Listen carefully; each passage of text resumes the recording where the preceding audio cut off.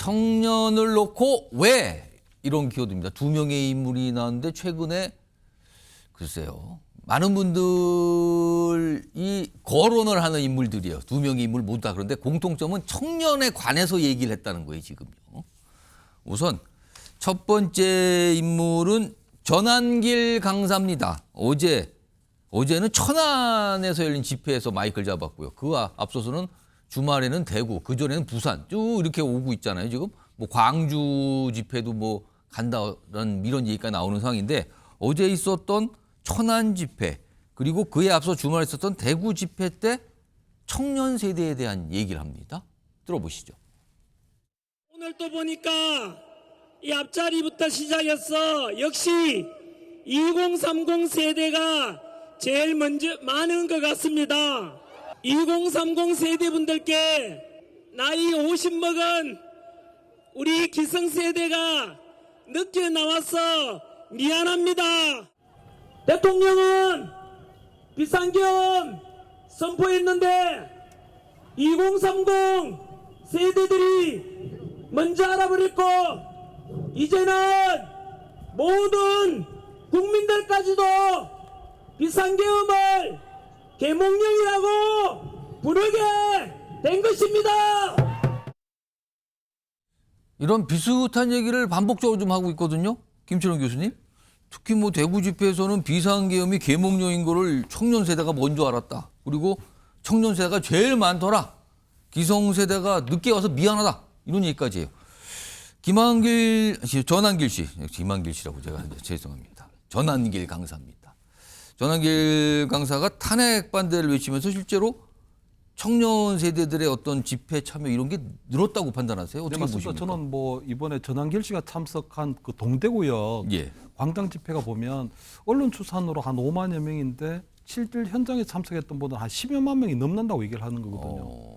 그 중심에 지금 전한길 강사가 있기 때문에 저는 어떤 대치동에서 나름대로 어떤 일타 강사로서의 전한길 씨의 유의력이 나타났다 이렇게 좀 생각을 하고요. 아마 야당을 비롯한 뭐 민주당을 비롯한 야당에서는 청년 선동을 하고 있다고 보는데 저는 전한길 씨가 나름대로 어떤 사명감을 갖고 청년 계몽을 하고 있다 이렇게는 보이거든요. 왜냐하면 지금 과거에 우리 40, 50 세대 이상 같은 경우에는 정치를 바라보는 관점이 어떤 특정 지역 출신이라든가 경제력이라든가 어떤 교육 수준에 따라서 조금 일단 정치 성향이 특정화돼 있다면 20대, 30대 같은 경우는 아직도 어떤 특정한 어떤 정치 성향에 매몰되지 않고 나름대로 조금 객관적인 판단할 수 있다. 이렇게 이제 전한길 씨는 좀 판단하고 있는 것 같고요.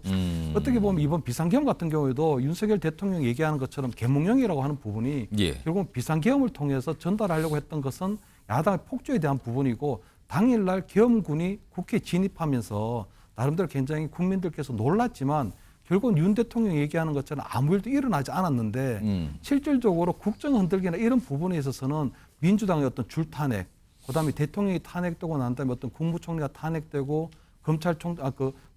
법무장관이 탄핵되고 한 여러 가지 줄탄핵과 이런 것들이 계속 이어졌거든요. 탄핵은 탄핵 소추, 탄핵 소추가 되고 그런 부분이 일어났기 때문에 결국은 그런 부분에 있어서 윤석열 대통령이 얘기하는 부분들은 일어나지 않았지만 민주당에서 얘기한 부분은 일어나고 있는 부분이기 때문에 그런 부분에 있어서 2030 세대에 대한 상당히 소구력 있는 호소력 있는 이런 어필을 하고 있는 것 같고 그런 것들이 생각보다 잘 먹혀들고 있지 않나. 그런 것들이 최근에 여론조사라든가 광장 집회에 참여하는 2030 세대들의 어떤 적극적인 참여로 지금 나타나고 있다. 이렇게 보입니다. 강성필 부대변께서 보시기에는 정말로 청년 세대들이 좀 보수화되고 있다. 그렇게 보시는지. 그렇다면 민주당으로서는 이 상황을 좀 민주당 입장에서는 좀 심각하게 봐야 되는 거 아닙니까? 일단 기본적으로 민주당에서는 지금 현재 2030 세대들이 민주당에게 조금 마음을 주지 않는 것에 대해서는 저희가 상당히 심각하게 받아들이고 있습니다. 그런데 저는 개인적으로 그리고 당에서도 2030이 보수화됐다라고 저는 생각하지는 않습니다. 그 이유는 뭐냐면 그렇다고 하면 과거에는 보수화되기 전엔 진보화 됐었습니까? 그건 또 아닌 거거든요. 그러니까 요즘의 2030의 어떤 가치관은 공정, 정의 뭐 이런 개념인 거예요. 근데 제가 어떤 책을 읽어보니까 이들은 솔직함을 원하는데 정직을 원하는데 예. 기성세대의 정직과 이들이 생각하는 정직은 또 다르더라고요, 개념이. 그래서 이게 사안마다 언제든지 2030은 떠날 수도 있고 돌아올 수도 있다라는 것이 저희의 판단이고 예. 그렇기 때문에 저희 민주당에서는 2030 청년 TF를 좀 만들어서 예. 여기에서 지금의 2030 특히나 남성 2030들이 어떤 생각을 가지고 있고 어떤 것에 대해서 부당함을 느끼는지에 대해서 저희가 좀 깊이 분석을 해볼 필요가 있다. 뭐 예를 들어서 뭐 남성들은 군대를 다녀왔는데 예. 군대를 다녀와서 나의 어떤 짧은 시간이 됐든 긴 시간이 됐든 젊음을 좀 바쳤다. 반면에 뭐 여성들은 이런 생각을 가질 수도 있는 거거든요. 예. 그렇기 때문에 어떤 불평과 불만과 거기에 대해서 어떤 합리적인 이유가 있는 것인지에 대해서 저희가 좀 깊이 좀 들여다봐야 된다 이런 입장입니다. 그러니까 아직 답을 찾지 못한 거네요, 민주당에서는. 네, 지금. 맞습니다. 지금 이런 모습이 나타났고 전한길 강사는 계속 청년 세대에 대해서 얘기하고 많이 왔다, 벌써 우리보다 먼저 알았다, 뭐 이런 얘기를 하고 있는 거예요. 일단 한 명의 청년 세대를 언급한 한 명의 인물 얘기였고요. 또 다른 인물은 이제 민주당 쪽에 있습니다.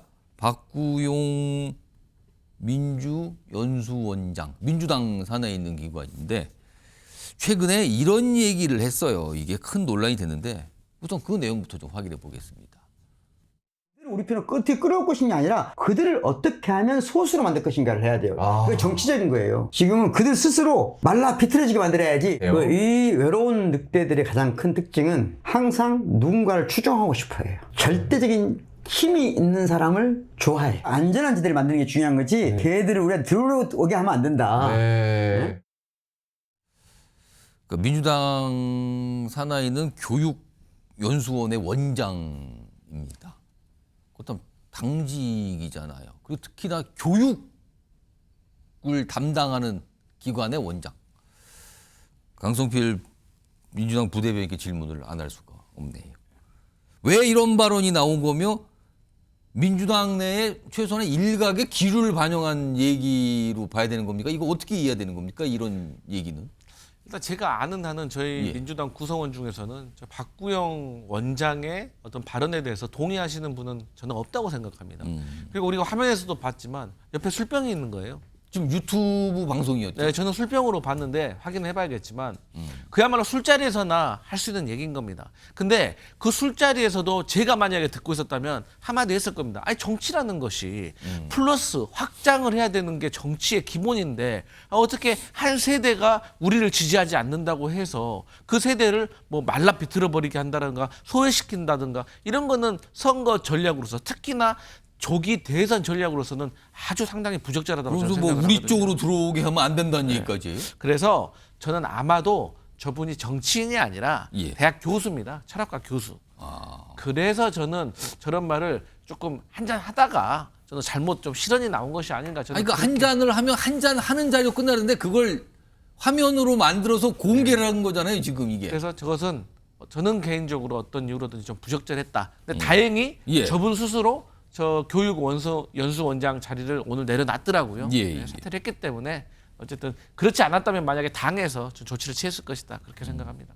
오늘 민주당에서 발표를 좀 하죠. 어떻게 됐다. 뭐 이제 후속 조치라고 할 수 있습니다. 보시죠. 박구용 교육연수원장은 자신의 발언에 책임지기 위해서 교육연수원장직 사퇴 의사를 밝혔고 이재명 대표는 수리했습니다. 그리고 이재명 대표는 박 원장의 발언은 부적절한 표현이었으며 이 일을 계기로 당직자들의 신중한 언행을 재차 당부하였음을 알려드립니다. 자, 김철원 교수님. 민주당에서 굉장히 깜짝 놀라거나 당혹스러울 수도 있었을 것 같아요. 청년층의 어떤 민심이 나빠지는 걸 뭐 고려했겠죠. 지금 저런 조치를 보면은. 근데 만약에요. 조기 대선이 열린다면 이 청년 세대의 표심의 파급력 이거 어떻게 좀 전망해야 될까요? 일단 그동안은 보면 우리 MZ 세대들이 보면 정치의 강상이 상당히 조금 무관심한 걸로 이렇게 보여왔거든요. 근데 지난 대선 때 보면 어쨌든 당시에 이준석 대표의 어떤 참여를 통해서 예. MZ 세대들도 상당히 정치에 대한 관심을 적극적으로 보이고 있다고 보이거든요. 그렇기 때문에 저는 아마 차기에 뭐 조기 대선이 만약에 현실화된다면 아마 청년층의 어떤 정치 참여 상당히 높을 걸로 보이는 게 예. 왜냐하면 지금 청년층들이 보니까 저는 굉장히 좀 자기 이익적 관점에서 정치를 바라보고 있다고 보이거든요. 과거 전통적인 관점에서 볼 때 어떤 좋은 정치, 나쁜 정치는 보면 예. MZ 세대들은 자기에게 도움이 되면 좋은 정치, 도움이 되지 않으면 나쁜 정치를 본다고 보이거든요. 왜냐하면 최근에 우리 젊은 세대들이 보니까 굉장히 글로벌 마인드가 충만해 있고 예. 그렇기 때문에 가상화폐에 대한 어떤 관심도 많고 또 미국 주식시장에 대한 관심도 많고 그래서 어떤 자기 이익에 굉장히 부합하는 정치를 해주면 굉장히 좋은 정치고 거기에 대해서는 뭐 평가를 하지만 그것과 전혀 다른 얘기를 해버리면 예. 예를 들어 가상화폐에 대해서 과세를 한다거나 좀 주식 투자에 대해서 추가 과세를 하면은 그 부분들에 대해서는 굉장히 어떤 당을 가리지 않고 그에 대해서 반대하는 그런 입장을 보이거든요. 그렇기 때문에 아마 저는 아마 조기 대선이 열리든 차기 대선이 열리든 앞으로 MZ 세대에 다가가기 위해서는 지역이라든가 학연이라든가 이런 것들보다는 그 세대에게 얼마나 도움이 되는 정책을 만들어낼 것인가, 던질 것인가 이런 것들이 굉장히 중요하게 보이거든요. 예. 그래서 최근에 보면 이재명 대표가 뭐 실용주의를 얘기하고 먹사니즘, 잘사니즘을 얘기하는데 그런 것들이 저는 MZ 세대에게 전혀 어필이 될 수 없다고 보는 게 그냥 기본소득 주고 그냥 25만 원 그냥 이렇게 뭐 이 전 국민 지원금 주고 이런 식으로 포주게 나눠주기는 저는 MZ 세대들이 원하는 것들이 아니거든요. MZ 세대들은 정당한 그 경쟁을 통해서 예. 어떤 자기들 이익을 아마 하는 그런 아마 정당에 대해서 아마 지지하고 아마 어떤 성원을 보내줄 것이다 이렇게는 보입니다.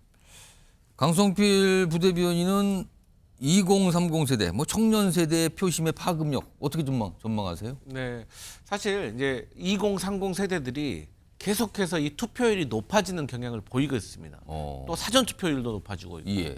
그런데 이게 문제가 뭐냐면 과거에는 조금 주변의 부모님이라든지 예. 지인들에게 좀 휩쓸려서 투표를 하는 경향이 있었고 좀 지역적인 성향으로 투표를 하는 경향이 있었던 것 같아요. 근데 지금의 2030들은 확실하게 이익 투표를 하는 것 같습니다. 그러니까 국민의힘이냐 민주당이냐 예. 이 둘 중에 어느 당의 정책이 내 삶을 바꿔줄 수가 있는가 그리고 예. 나한테 실질적으로 이 투표 이후에 곧바로 나에게 어떤 이익이 생기느냐에 대해서 상당히 예민하더라고요. 그래서 저는 이재명 대표가 최근에 주 4.5일제를 거쳐서 주 4일제로 갑시다. 그리고 정년 연장을 연장합시다. 예. 정년퇴직을 연장합시다라고 했던 것이 이런 2030 세대들이 직접적으로 체감할 수 있는 이 정책들을 개발하는 것이 상당히 이번 조기 대선이 열린다면 중요한 부분이 될 것이다. 그렇게 보여집니다.